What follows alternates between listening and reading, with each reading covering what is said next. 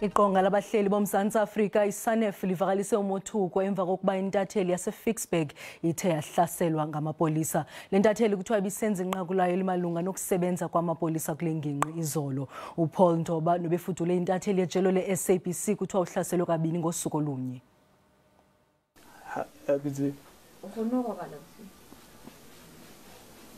uPaul Nthoba noneminyaka eyi-47 ubudala uthi akanakuze asilibale ebomini bakhe isiganeko sokuhlaselwa kwakhe. Lentatheli kutyholwa ngelithi ibethwe ngamapolisa. I'm in hiding because they said, who am I to think that I can open a case against them and they're going to deal with me.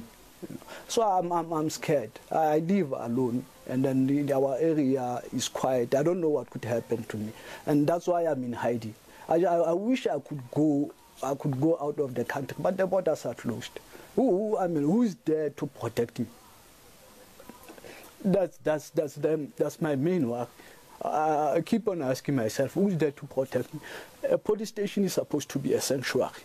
Baninzi ke abantu abasibonileyo isiganeko sokuhlaselwa kwakhe. Abaziboneleyo bathi amapolisa athanda ukuba kule ndawo nengakudanga kuyaphi kumlambo iCaledon nengumda ophakathi komzantsi Afrika nelisuthu. Lamapolisa kuthiwa abakule ndawo yaye atyholwa nangokufunjathiswa ngabo bawela lomda ngongekho semthethweni. iFicksburg kwalikhaya lika-Andrews Tatane nowasweleka kuqhankqalazo lokuhanjiswa kwenkonzo ngo-2011 ezandleni zamapolisa. Ukanti ziphanzile inzame zokufumana ilizwi kwiqoqo eliphanda izenzo ezigwenxa zamapolisa e-IPID mayelana nesi siganeko sokuhlaselwa kwalentatheli.